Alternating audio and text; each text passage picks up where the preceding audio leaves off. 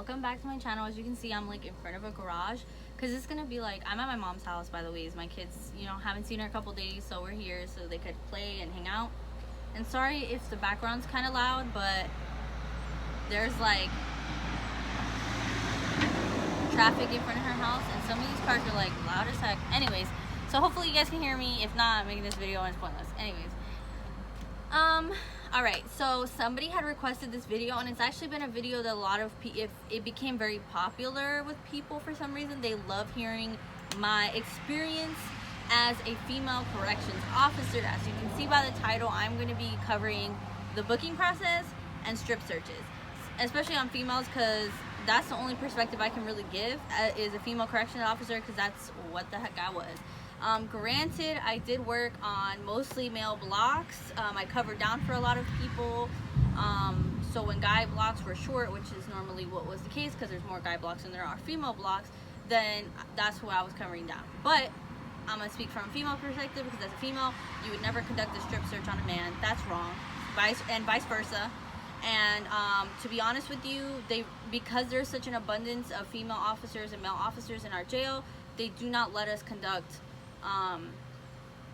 pat downs on males either, unless there was like a really need for it. But to be honest with you, if we're the ones there supervising, then and there's a male officer, a lot of times our fellow male officers don't even want us touching the men, so they're like, don't worry, I'll do the pat downs, you just supervise. And that's basically how it is. So anyways, and yes, when people are conducting pat downs, since their backs are to other inmates or whatever, there's always an officer there to supervise, and it's any situation that's to keep the officer safe, but not only keep the officer safe, that's to also be a third person to keep the inmates safe, because you don't want to be in a situation, and they don't want to be in a situation where they feel like they're being overpowered. So that's just to give them that security that there's somebody there watching, making sure something wrong doesn't happen, and a bunch of other stuff. Anyways, so the reason I'm going to do these two together is because booking and strip searches go hand in hand, believe it or not. If you're doing the booking process, booking people in, the first thing that needs to get conducted are strip searches. So there are police officers that come in, they have like these big garages where they drop off the inmates, the doors shut, and they will never let an inmate out of their vehicle if the garage doors are open. So me, I also, while I was pregnant, I worked in like, it's called the LCC because that's like where it is, but I worked up in Central, so I kind of like helped control the whole jail, and we're the ones who let people in and out of the jail via the booking garage. So once the garage door is shut, they will let the inmates out of the vehicle, and they will escort them over to the entrance of the booking hall, or whatever you want to call it. So when they get into that first entrance, we take over from the deputies. So there are no guns allowed unless there's like a special circumstance for it. There are no guns allowed inside of jails. I don't know how prisons work. I can only speak for a county jail that I worked at. So there are no guns allowed inside the county jail. So the deputy has to make sure that he goes, we'll take over for them. We meet them out there. We kind of help them bring them in. And while we're doing that, they're going to go ahead and go back to their vehicle, grab their paperwork. They're going to go ahead and put their gun up in the locker so they don't bring it in or leave it in their vehicle. And then they're going to proceed to go ahead and go inside. At that point, once they step foot in the jail, they don't need to conduct anything else other than go and do their report, or any type of report that they have to have done, or paperwork, or whatever it is that they need. They'll go ahead and go into the little investigation rooms and do that. So for us, at that point, we take over. We'll take the inmate, we bring them into that little room that I was talking about, and we'll go ahead and do a formal pat down. The initial pat down is going to be, and now this is more for booking officers, because they go ahead and do the paperwork. But if we so happen to be there as a regular officer getting ready, like say I was roving and I want to go in, and I'm like, all right, I'm already here, I see you just brought a new inmate. Once you get her processed, I can either do the strip search for you, or I can go ahead and take her once to go get her stuff, whatever the case may be. Or if booking is a little short, as a rover, you're going to kind of help them out with whatever they're doing. So what I would do is they would go in there and they would go ahead and process them in. after we pat them down physically, you never want to stick your hands in anybody's pockets. So what we have them do is we have them go ahead and open their pockets and dump out everything that they have, and I'll go ahead and pat over. So dry pats, everybody goes, excuse my if I put my butt in your face, but whatever.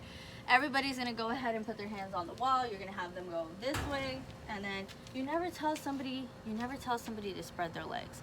You just let them know, okay, go ahead and separate your legs for me. You don't want to say it in a way that sounds like promiscuous. That's something that you learn. Okay, that's something that you learn, the verbiage that you use. You never want to say it in a way that they can be like, oh, I feel sexually assaulted, or whatever the case may be. So, you know, like spread your legs. You don't really do that. You're just like, go ahead and separate your legs for me, or go ahead and you know, just slide your leg over, or whatever case may be. Pat downs can be conducted the same way, even when you're taking inmates out of the block and you're taking them somewhere. You gotta pat them down, whatever. So they're gonna have to put their hands on the wall, and for everybody, I'm gonna face you guys so you can kind of see. You want to go down. This is why for males and females, they'll tell you if it's opposite sex, you do the backhand maneuver. A lot of jails don't want that because you're not really doing a really pat down, and that's why they try to tell you just stick with the same sex. So anyways, you're gonna go ahead and pat them down, blah blah blah. You're gonna have them remove their shoes. They're gonna take off their shoes. They're gonna lift their foot for you, and you're gonna back. I never, with the foot, I don't do front foot. I usually do like a backhand on the foot. Because you never know if it's something sharp in there. I don't know, it's like different circumstances. Sometimes I go down, or sometimes I'll swipe up. It just depends on the situation. If they have like really dark socks, I'll make sure to kind of like squeeze it and make sure there's nothing in there. They're gonna take their socks off anyways, but that's just like a safety thing. So go ahead and, you know, pat them down, whatever. You'll go ahead and check their, you know, everything, make sure they dump out their pockets. If there's the back pockets, I go ahead and stick my hand, like I'll do the outside first, go ahead and stick my hands in, swipe in there. You want to take their collars, shake out their shirt. Do it from the back as well, because they're going to be facing the wall, and you're going to do the back like that. If it's a female, obviously as a female, you want to lift the bra and shake. You want to lift the back of the bra and shake. You want to lift the straps, shake. You want to make sure they can't shove anything under the titties. That's why you lift this up and you shake it, because it kind of helps separate the boobs from the skin, whatever you want to call it. And then it helps shake it out. And that's just an initial pat down. That's nothing even serious. That's just simple. It's going to start raining, so I'm going to have to do this quick. So after they do that, then you want to go ahead and just finish up the pat, and then, all right, let's go get you booked in. So they'll start the booking process from there. Once they go over to put their personal items down, the person will then tell them, here is a uniform, go ahead and go into the bathrooms. This is when the strip search begins. Booking process is very simple. Not really simple, I don't want to say that, but I don't have too much to say, because to be honest with you, I wasn't a booking deputy. But it's basically, they did show us, because when you're doing your rotations, you do have to do a rotation, and if you cover down for booking, you can do it temporarily. If you're in booking permanently, that's when you have to send you to a school, and you have to do like a whole booking school, because you have to know the ICE process, how to process people for ICE, all of that stuff, and that is like a whole school that you have to go to. You have to like leave for 3 months or something like that, and I just wasn't, that's not something I wanted to do, leaving for months at a time. I did that in the military. It's just not something I wanted to do in corrections field.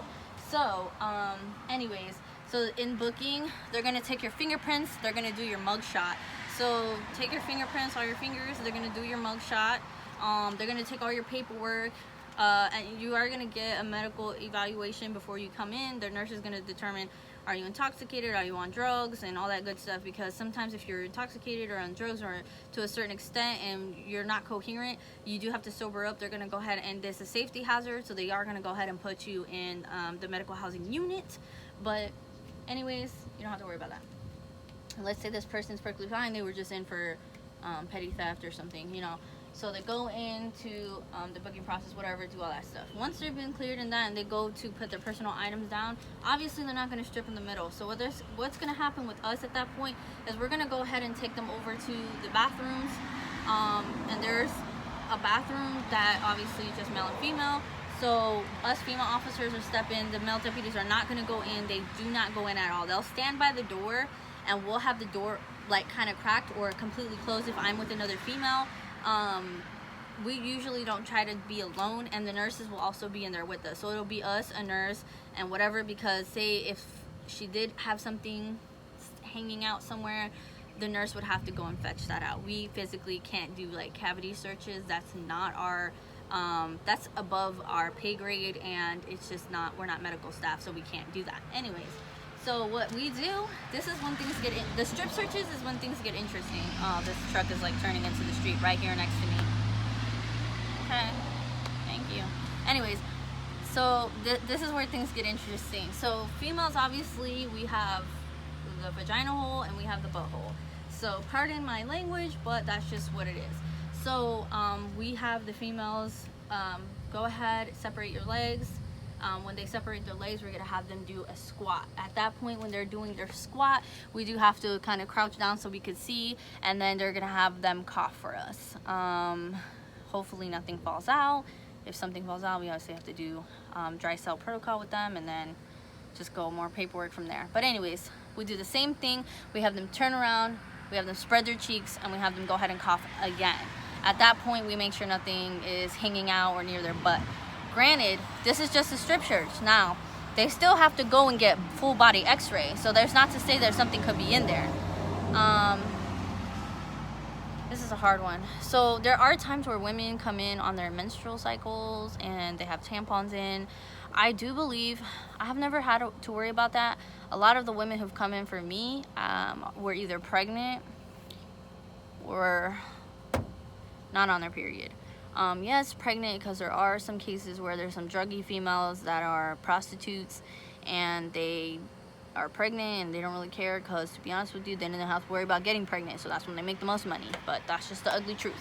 Anyways, and a lot of those women who are on drugs and stuff like that, a lot of their babies don't make it through the pregnancy. And if they do make it through the pregnancy, because some of these people are on hardcore drugs like meth, like some really serious stuff, and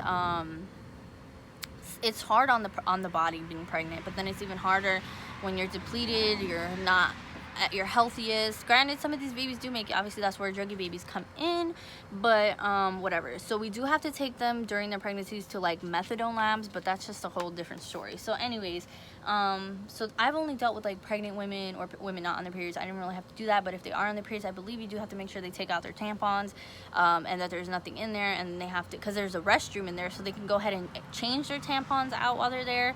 But I believe it has to be something that we provide them. So we do have obviously feminine products and stuff like that. So that's like a whole other situation, because there have been some things done, not just, I mean, I believe there was a incident, I'm not 100% sure, where drugs did get in our jail, and that was just a whole investigation thing, because obviously someone didn't do the right searches when they came in. But anyways, that's beside the point.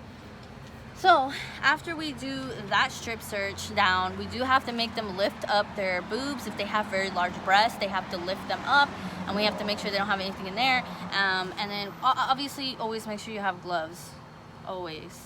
We carry gloves in our pockets and everything, because you never know when you're going to need them. And you always cannot touch somebody without putting gloves on. And then if you go to another block or two, you don't want to be in the hallways with gloves that you've already used. So you want to make sure you're always throwing your gloves away and getting new ones, whatever. So when we go ahead and do that stuff with them, I'm sorry you guys, like I said, I'm next to a street. I'm trying my loudest to be loud for you. I hope this video was even worth it. I'm gonna be so mad if it doesn't go through, but whatever. Okay, here we go. So once they do that little stuff, then we go ahead and have them flip their hair, and we go through their hair like this. If their hair is in a bun, they're gonna take their bun down, and they're gonna hold off on putting their hair up until we have fully searched them, everything. We go ahead and do that. We have to check behind the ears. You'll be surprised how many people smuggle things behind their ears, you know, tape some stuff there, whatever. You gotta check everything. Their armpits, they have to have their arms up. They have to, you know, everything's gotta get checked. Their feet, they're gonna be butt naked. Strip search means they're butt naked, so you do have to check everything. Everything's gonna get searched. After they go through that booking process, at that point, us as the deputies, they will go ahead and put them in a cell, and they will go ahead and say we have an arrival or pickup, and they'll give us a block that they got to go to depending on their crime, depending on their circumstance, and then because that's when they go ahead and get labeled. So generally,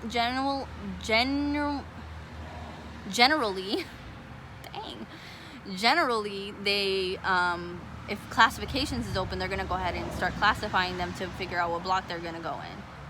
If classifications isn't open, we have to guess to make the right call at night, because that's when they're not open.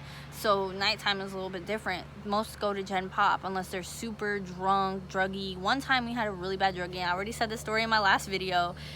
I call her Coke Eyes. She was like crazy eyes, or whatever you want to call her, but she was a little crazy. So yeah,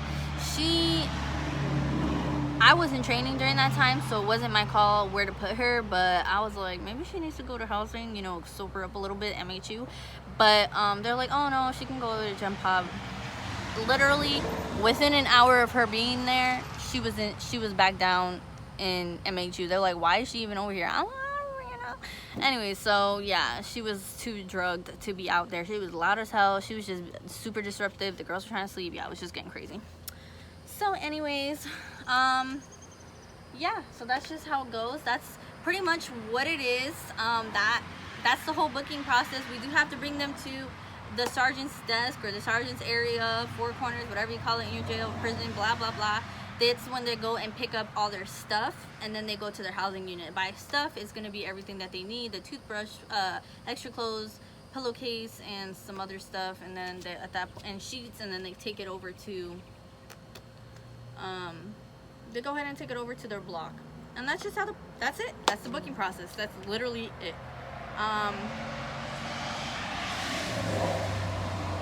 They're like racing out here. Like, you're in a work truck, bro. Here we go.